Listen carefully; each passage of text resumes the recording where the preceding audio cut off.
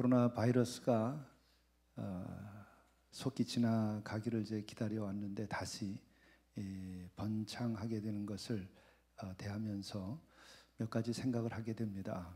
우선은 이것이 곧 끝나지 아니하리라 하는 전제를 가져야 되겠다 하는 생각이 듭니다. 적어도 전문가들의 이야기를 빌려도 3년 정도는 지켜봐야 될 일이 아닌가 이런 의견들이 있는데 그것에 근거해서 우리들도 그러한 장기적인 안목을 가지고 우리들의 개인의 삶과 또 교회의 신앙 생활 또 예배 이 모든 것을 생각해 봐야 하지 않겠나 생각이 듭니다. 뿐 아니라 선교적인 또 측면, 교육적인 측면에서도 그렇게 대비를 해야만 하겠다 생각이 듭니다. 그러면서 제 자신이 그럼 어떻게 대처할 것인가, 소위 포스트 코로나가 아니라 코로나와 함께 지내는 우리들의 생활을 어떻게 해야 되겠는가. 우선은 교회가 크게는 사이버 철치에 대한 생각을 새롭게 하고 이 사이버 철치로서의 교회 또 그런 교회론 이런 것들을 속히 정립해야 되겠다는 생각을 합니다. 실은 1995년 전후로 해서부터 제가 21세기 공부를 하면서 국내외 강연을 할 때에 앞으로 21세기의 교회론에 대한 말씀을 나눴습니다. 그때 하나가 이제 사이버 철치에 대한 이야기를 했는데 찬반 양론이 굉장히 크게 부딪혔습니다. 그게 교회냐? 직접 모여서 모이는 것만이 교회다. 또 사이버 세계에서의 그것은 가상 세계일 뿐이지 그렇기 때문에 우리는 모여서 전통적인 그런 교회론을 가지고 가야 된다는 주장도 있었습니다. 그러나 이제는 상황 자체가 사이버 교회로 가지 아니하면 안 되는 상황이 되었죠. 이런 면에서 이 사이버 철치라고 하는 것이 실은 비현실적이거나 가상 세계가 아니고 또 다른 현실이 아니라 그 실제하는 현실이다 하는 것을 우리가 생활에서 지금 경험하고 있죠. 저도 어제도 그랬고 또 그 이전에 이제 4번의 회의가 있었는데 그것도 평창 공동체에서 줌을 통해서 회의를 했습니다. 9명이서 코로나 사태가 발생하면서 미자립 교회가 굉장히 어려워지고 또 작은 선교 단체들이 어려움을 겪으니까 CGN TV에서 모금을 해가지고 이들을 돕자 한 캠페인을 했습니다. 그리고 또 미자립 교회는 더더욱이 모이지 못하게 되는데 큰 교회에서는 영상 예배를 드릴 수 있지만 작은 교회는 영상 예배를 드릴 수 없게 되니까 영상 장비를 지원하자. 그래서 3억 여원을 모금을 했습니다. 근데 당시에는 모금이 미리 되고서 집행하는 것이 아니라 모금이 되리라 믿고 왜냐하면 상황이 급하니까 빨리 지출을 해야 되겠다 해서 이 모임이 시작이 됐는데 제가 그것을 섬기는 위원장을 해야만 하는 상황이 돼서 저보고 그렇게 하라 해서 제가 기꺼이 감사한 마음으로 섬겼습니다. 이제 그제 회의가 이제 마지막으로 끝이 났는데 바로 그 회의 자체도 제가 평창에 있고 또 회의 자체도 모이기 어렵고 하니까 줌으로 화상 회의를 하게 된 거죠. 그 흩어져 있는 이들이 다 모여서 회의를 하는데 회의가 또 너무 잘 되더라고요. 더 집중이 되고 이런 걸 볼 때에 이 사이버 세계라고 하는 것이 단순한 가상 세계가 아니고 현실과 아주 직접적으로 연결되어서 우리들과 우리 생활의 또 한 부분이다라는 것을 경험적으로도 알 수 있었습니다. 그렇기 때문에 이제 앞으로 우리가 이후의 시대는 교회가 이 사이버 철치의 교회론을 적극적으로 받아들이면서 우리들의 그 영적인 세계를 더 높여야 되고 복음을 더 선포해야 되지 않겠나 생각이 듭니다. 바로 이런 사이버 처치는 이렇게 지금 영상으로 예배드리는 것이 중요한 요소고, 또 하나는 가정교회를 우리들이 다스금 중요하게 생각을 해야 됩니다.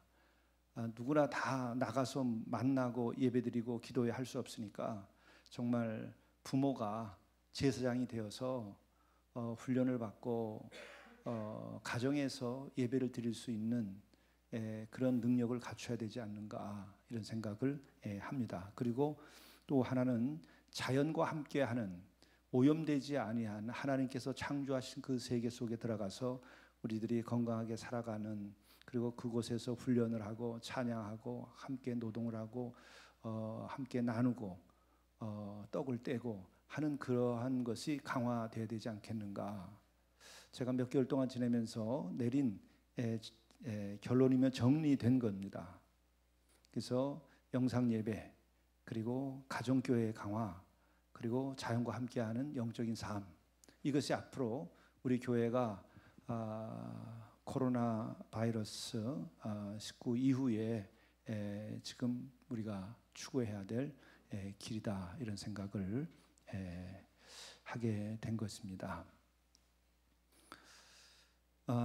또한 이렇게 코로나 바이러스가 만연돼서 하루에 10만 명 이상이 지금 확진자가 계속 나오고 있고, 또 많은 이들이 지구상에서 지금 죽어가고 있는데, 이것을 보면서 제가 떠오른 인물이 하나 있습니다. 그것은 제가 가장 귀하게 생각하는 선교사이기도 한데 여러분들이 아실 분입니다. 그는 벨기에 신부이기도 한 다미엥 선교사입니다. 정말 주께 드려진 인물을 말하려고 하면 다미엥 선교사를 빼놓을 수 없을 것입니다. 그는 1840년 1월에 태어난 이 벨기에 분인데, 그는 20대에 호놀룰루로 선교사로 파송이 되죠. 근데 호놀룰루 선교사 파송이 됐을 그쯤에 한센병, 나병이죠. 문둥병이라고 하는데 이것이 번지기 시작을 하니까 몰로카이 섬에 이들을 모아놓게 됩니다. 이때 다미엥 선교사가 그곳으로 가게 되죠. 그리고 거기서 선교를 할 때 처음에 선교가 되질 않았습니다. 우선은 그 몰로카이 섬은 정말 지상의 낙원이라고 할 정도로 아름다운 곳인데, 거기에 격리된 사람들은 그냥 내버려졌어요. 먹고 살 집도 제대로 만들어주지 않고, 또 워낙 좋으니까 뭐 그런 것도 없이도 살 정도의 좋은 환경이었습니다. 그냥 거기에서 버려진 채로 이들이 문둥병으로 죽어가고 있었던 것이죠. 이때에 다미엥이 그곳을 찾아가서 전도를 하는데 먹힐 리가 있겠어요? 당장 지금 몸이 고통스럽고 먹을 것도 없고 죽어가고 있는데, 그리고 뭐 손가락이 떨어져 나가고 이런 상황이었죠. 그러는 중에 다미엥은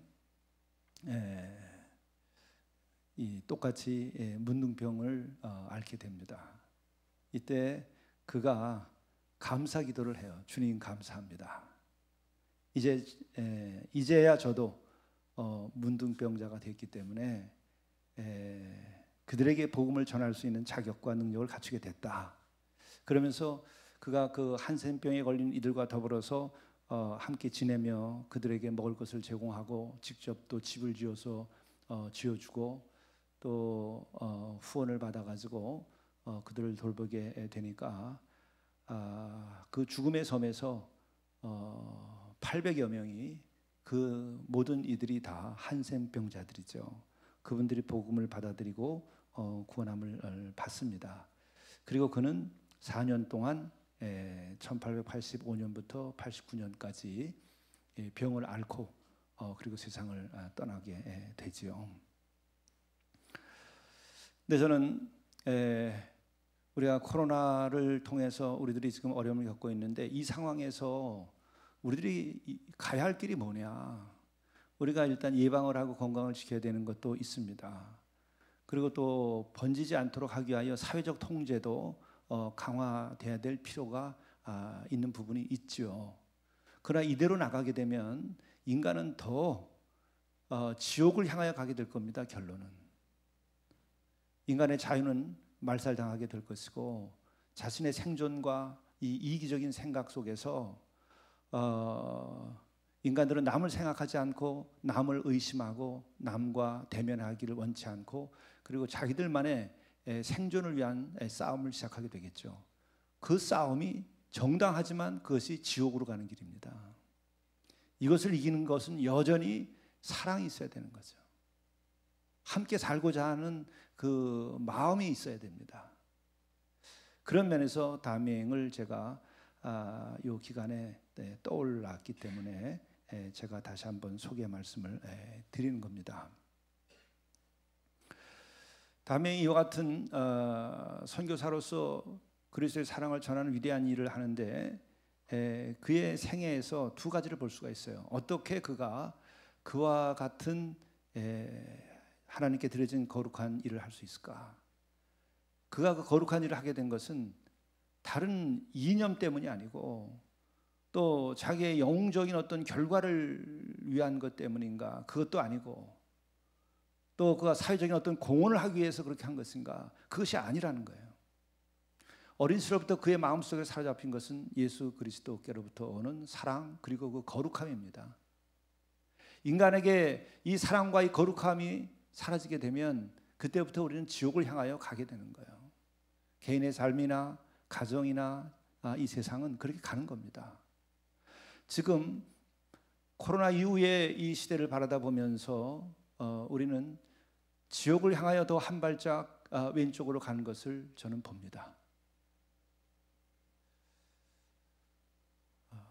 우리는 여기에서 구원함을 받고 우리들이 천국을 향하여 오른쪽으로 방향을 틀 수 있는 방법은 다른 방법이 아니라 그리스도의 사랑을 경험하는 것밖에 없습니다.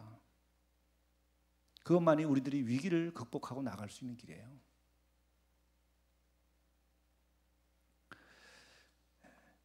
그런데 저는 이 다미행의 생애에서 제가 요즘 또 나이가 들면서 특별히 눈에 띄는 게 있습니다. 또 이제 노승희 형제들과 함께 제가 이룩한 건 별것이 없지만은 15년 동안 이렇게 지내면서 제가 경험을 통해서 다미행의 생애에서 눈에 띄는 게 하나 있어요.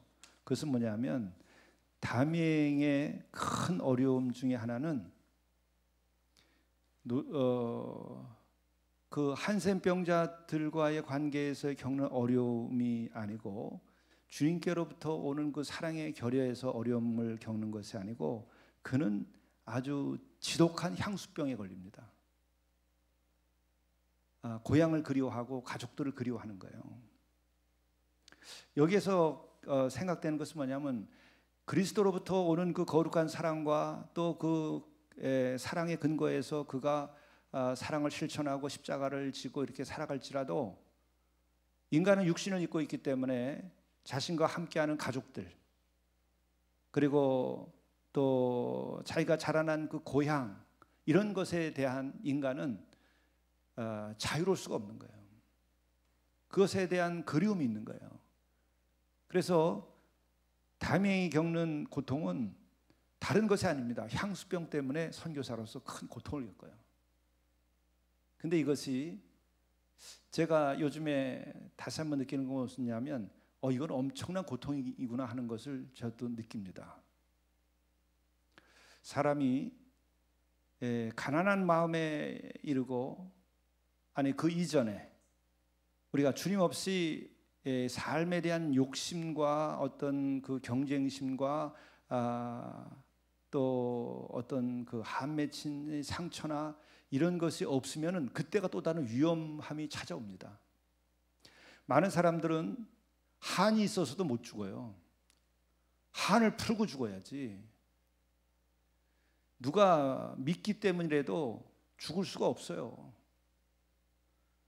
내가 탐욕이 있으면 그 탐욕이 만족돼야 하기 때문에 어려워도 견뎌요. 그러나 누구에 대한 미움이나 한이나 탐욕이 다 사라져버린 한 영혼이 순수한 상태로 머물 때에는 위험에 빠져요. 왜? 그때 상처를 입거나 실망하면 절망하게 되는 겁니다. 절망도 아무나 하는 게 아니에요. 악한 사람은 절망할 수 없어요. 마음이 깨끗해져야 절망하죠. 절망한다고 하는 것은 그만큼 깨끗하다는 거예요.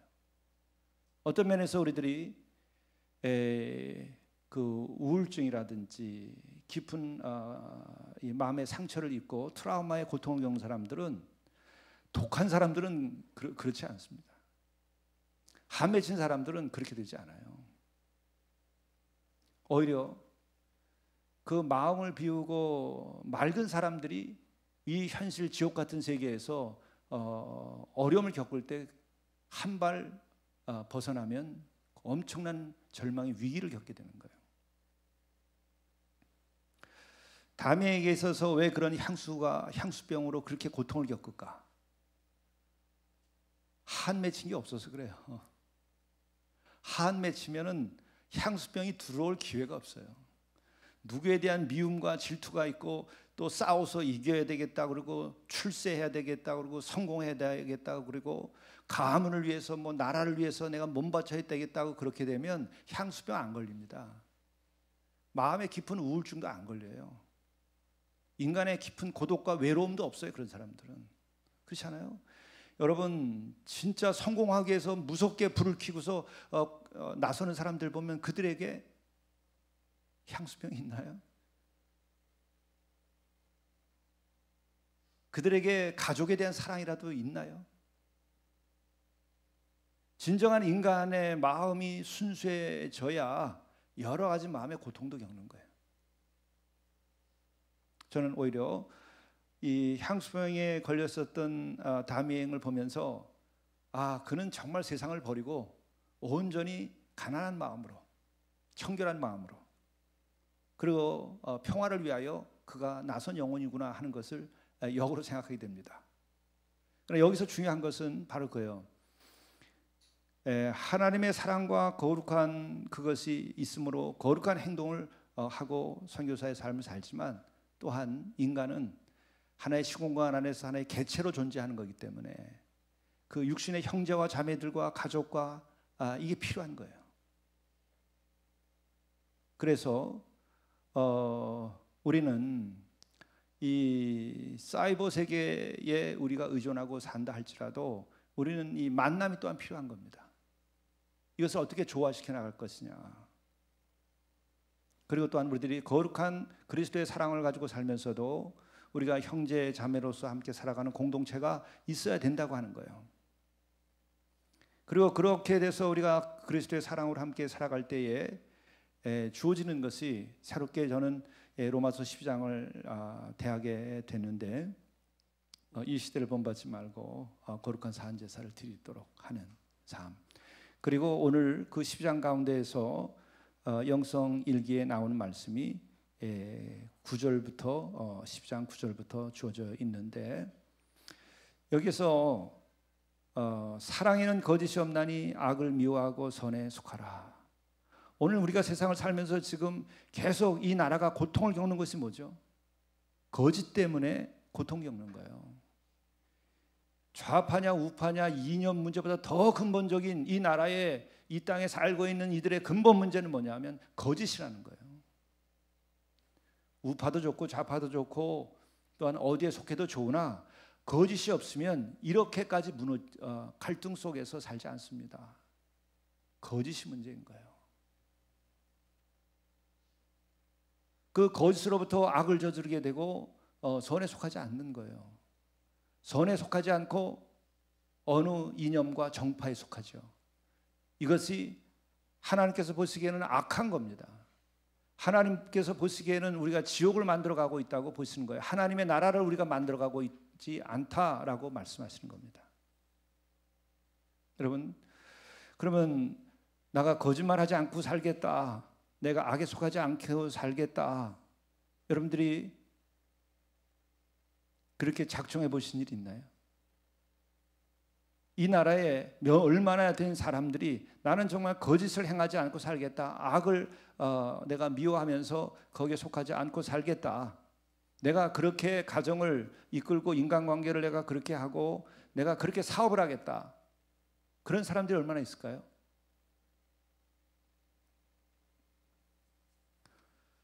이익을 위해서는 거짓을 행해도 좋고 악을 행해도 좋다고 하는 것이 지금 그냥 말없이 퍼져 있는 이 나라의 어둠이죠. 그런데 소수의 사람이라 할지라도 내가 거짓 없이 살겠다고 하고 악을 미워하고 선에 속하겠다고 내가 노력을 한다고 그럴 때에 그게 이렇게 되나요? 윤리적으로 접근해 가지고서는 그렇게 되기가 어렵습니다. 돼도 결국은 자기 의에 사로잡혀요. 자기 교만에 빠지게 되고 자기 감옥에 갇힙니다. 이것을 피하는 길은 성경의 말씀 있는 그대로 따르면 되는 거예요. 사랑에는 거짓이 없다는 거예요. 사랑하는 진짜 사랑하는 그 사람에게 내가 거짓말을 하나요? 내가 내 자식을 진짜 사랑하면 내 자식에게 거짓말 하나요? 거짓을 이기는 것도 오늘 나오는 말씀처럼 사랑이 거짓을 이기는 거예요. 악을 우리가 멀리하고 악에 빠지지 않는 것도 진정한 사랑이 있을 때 악에 빠지지 않아요. 사랑이 결국은 우리로 하여금 진실하게 만들고 사랑이 우리로 하여금 선에 속하게 만들지 우리들의 윤리적인 결단이 우리를 그렇게 하지 않아요. 그렇다고 한다면은 정말 이 나라의 가난한 자를 위해서 살겠다고 이념적인 것에서 쇠뇌가 되고 그렇게 선포를 하던 그런 사람들이 그렇게 외치는 사람들이 어때요? 뒤집어 보면 그 속은 똑같은 거짓과 똑같은 악에 젖어 있어요. 그것이 인간의 실상입니다. 그들만이 아니라 인간의 실상이에요.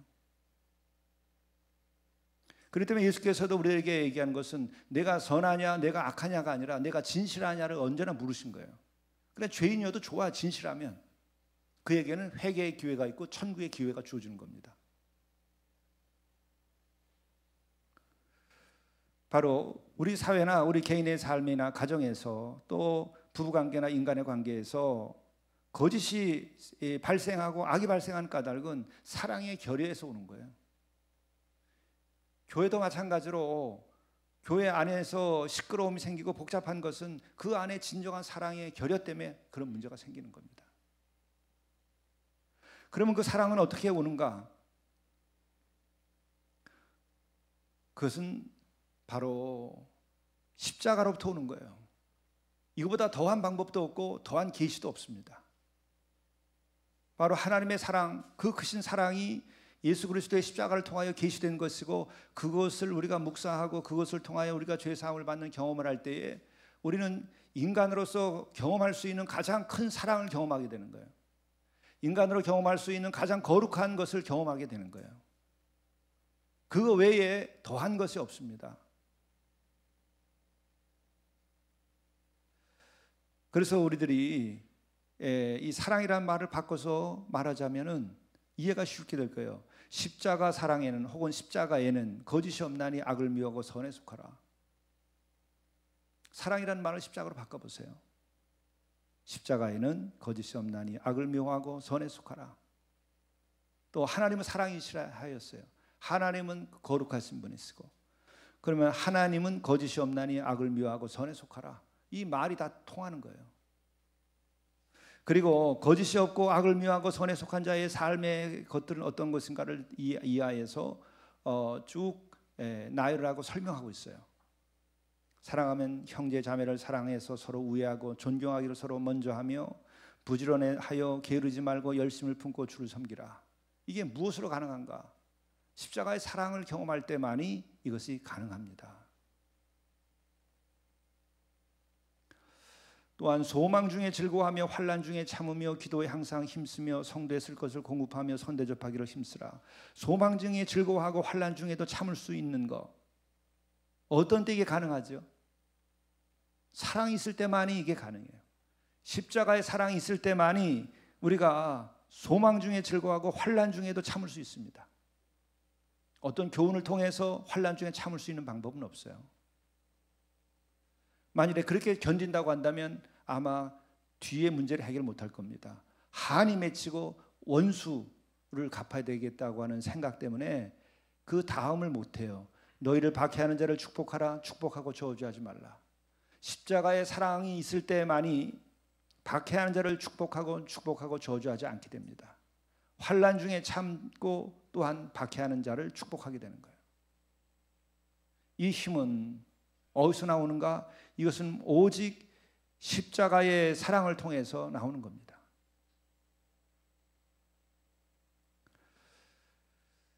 그리고 즐거워하는 자들과 함께 즐거워하고 우는 자들과 함께 울라. 예? 어떻게 가능할까? 즐거워하는 자들로 함께 즐거워하고, 즐거워하는 자들을 보면 배 아프고, 즐거워하는 자를 보면 내가 불안하고, 즐거워하는 자를 보게 되면은 뭔가 내가 꿀리는 것 같고 뭐가 잘못된 것 같이 생각되는, 그걸 어떻게 극복할 수 있는가? 사랑밖에 없어요. 우는 자들과 함께 울라. 우는 자들을 함께하면 멀리하고 싶고, 함께하기보다는 멀리하고 싶고. 그러나 우는 자들과 진정으로 함께 울고 즐거워하는 자들과 함께 즐거워하는 길은 아주 간단한 것이죠. 십자가의 사랑 가운데 내가 머물면 그것이 가능한 거예요. 그거 외에 어떤 방법도 이걸 대신할 수 있는 게 없습니다. 어떤 가르침, 철학, 어떤 교훈, 지혜,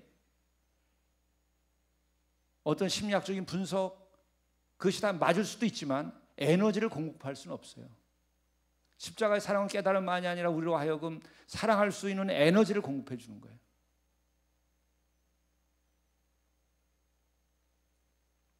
또한 오늘 굉장히 중요한 말씀들을 많이 하는데,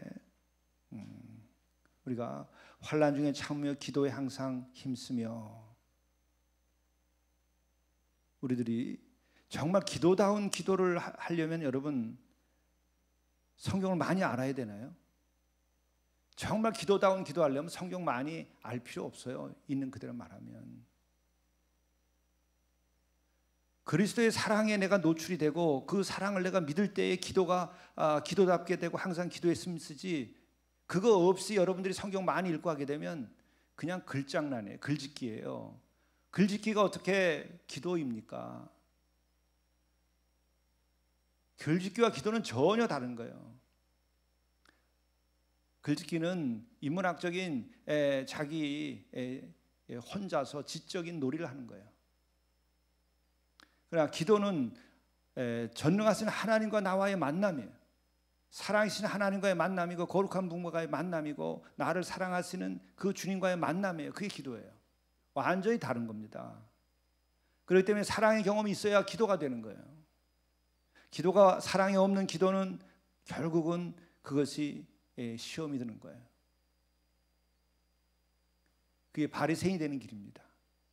그것이 기도를 못하게 만드는 거예요. 기도가 일이 되게 만드는 거예요. 기도는 사랑일 뿐이에요. 기도가 사랑이 아니라 그것이 나에게 과업이 되고 의무가 되면 놓으세요, 여러분들. 다시 기도가 제대로 나올 때까지 여러분들이 주님의 사랑, 주님의 십자가 앞으로 나가세요. 그래서 거기서 다시 주실 때에 그 사랑에 힘입어서 그 사랑의 교제가 기도가 되도록 해야 되는 겁니다. 또한 오늘 주신 말씀은 박해하는 자 축복하고 환난 중에도 참고 악으로 갚지 않는 이 원수까지도 사랑하라고 하는 이 말씀, 이게 어떻게 가능할까? 가능하다는 거예요, 성경에서는. 그것이 바로 사랑, 예수 그리스도의 사랑에 내가 노출돼야 되고 그 사랑을 받아야 됩니다. 그렇게 될 때에는 우리는 아무에게도 악을 악으로 갚지 말고 모든 사람 앞에서 선한 일을 도모하는 일이 가능하게 됩니다. 그렇게 될 때에 진정으로 모든 사람과 더불어 화목하게 하는 힘이 생겨요. 화목하게 하기 위하여 우리가 인내하고 화목함을 이루는 거 필요합니다. 그러나 그 화목함이 자유가 돼야 되고 기쁨이 돼야 돼요. 그 방법은 십자가의 사랑이 나를 충만케 할 때에 가능해요. 그리고 일단 우리가 참고 인내하는 것이 열매를 맺으려면 좋은 선한 열매를 맺으려면 사랑으로 견뎌야 좋은 열매를 맺지요. 견디는데 사랑이 없는 채로 견디면 반드시 그것으로 인하여 또 다른 제2차 전쟁이 일어납니다. 또 다른 질환이 생기게 돼 있어요.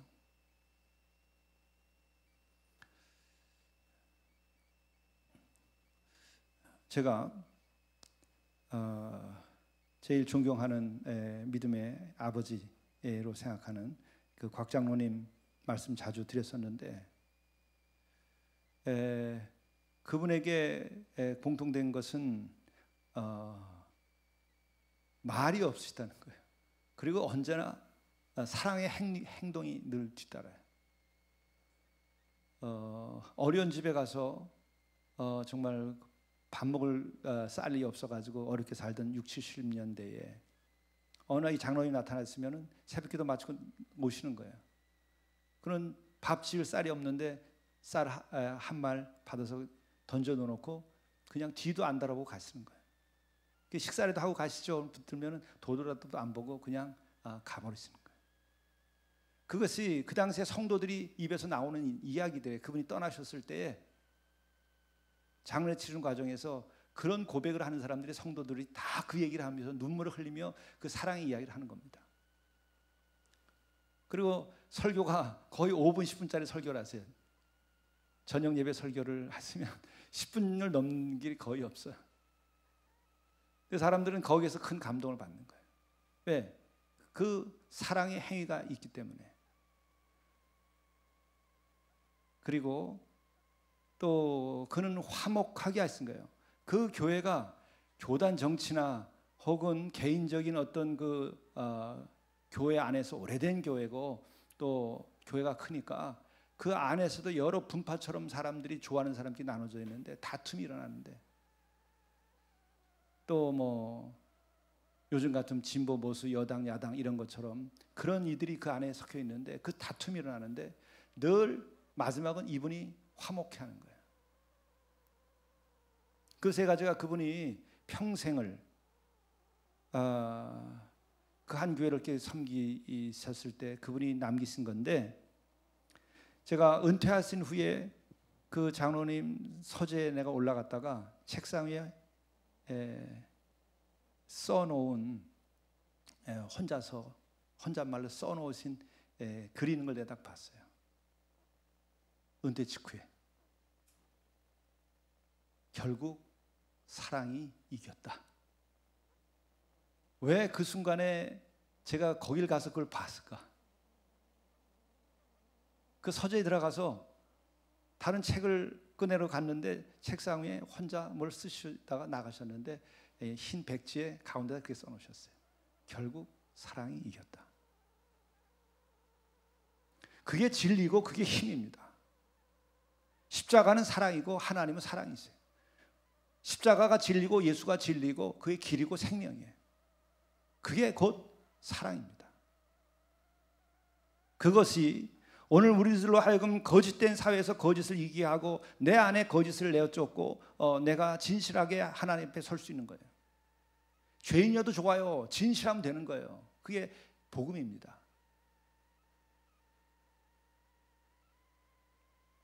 나는 의인을 부르러 온 것이 아니다. 죄인을 부르러 왔다. 그게 사랑입니다. 그리스도의 사랑입니다. 그리고 악을 미워하고 선에 속할 수 있는 길은 그 십자가의 사랑, 그리스도의 사랑, 사랑이신 하나님 그 자체를 내가 만나고 그 은혜 가운데서 살아갈 때만이 이게 가능한 거죠. 오늘 코로나 이 사건은, 이 상황은 우리로 하여금 더 자기만을 생각하는 쪽으로 몰아가고 있어요. 자기의 생존만을 집중하게 만들고 있어요. 그리고 사람과 사람 간의 단절을 지금 요구하고 있어요. 그리고 더 강력한 권력욕에 사로잡힌 사람들이 한 영혼을 지배할 수 있는 상황을 만들어가고 있어요. 이것을 대하면서 우리는 정말 종말과 지옥으로 발길을 옮겨갈 것이냐, 아니면 우리들이 선과 천국을 향하여 발길을 옮겨갈 것인가? 그것은 십자가의 사랑에 달려있는 것입니다. 십자가의 사랑을 얘기하고 있는 우리가 이것을 제대로 알고 선포하고 이렇게 살고 그러한 열매를 맺으면 인간의 역사는 천국과 사랑으로 향하게 될 것이고, 이것을 잃어버리게 되면 인간은 종말과 지옥의 삶으로 역사가 흘러가게 될 것입니다. 중요한 분기점에 우리가 있습니다. 여기서 우리는 다시 한번 이 사랑의 힘으로 오늘 우리에게 닥친 환난을 이기고, 또한 악을 악으로 갚지 않고 선한 일을 도모하고 또 모든 사람과 더불어 화목하게 하는 이 일을 해야 하는데, 누가 할 수 있을까? 이것을 할 수 있는 능력자는 누구일까? 이것을 하도록 요청받고 있는 사람들은 누구일까?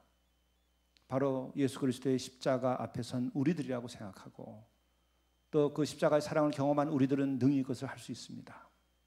그것은 지난 선교의 2000년 역사 속에서 이미 나타난 것이고, 앞으로도 우리가 빛과 소금의 직분을 다할 때에, 그때야 이 땅에 여전히 소망이 있게 될 것입니다. 기도하시겠습니다. 사랑에는 거짓이 없나니 악을 미워하고 선에 속하라. 형제를 사랑하여 서로 우애하고 존경하기를 서로 먼저 하며 부지런하여 게으르지 말고 열심을 품고 주를 섬기라. 소망 중에 즐거워하며 환난 중에 참으며 기도에 항상 힘쓰며 성도들의 쓸 것을 공급하며 선 대접하기를 힘쓰라. 너희를 박해하는 자를 축복하라. 축복하고 저주하지 말라. 즐거워하는 자들과 함께 즐거워하고 우는 자들과 함께 울라. 서로 마음을 같이하며 높은 데 마음을 두지 말고 도리어 낮은 데 처하며 스스로 죄인은 대하지 말라. 아무에게도 악을 악으로 갚지 말고 모든 사람 앞에서 선한 일을 도모하라. 할 수 있거든 너희로서는 모든 사람과 더불어 화목하라. 이 말씀을 실행할 수 있는 능력을 주시고, 또한 그 열매로서 우리의 삶을 지어가고 그런 가정과 교회와 이 땅을 만들어 가도록 인도해 주옵소서. 예수 그리스도의 이름으로 기도하옵나이다. 아멘.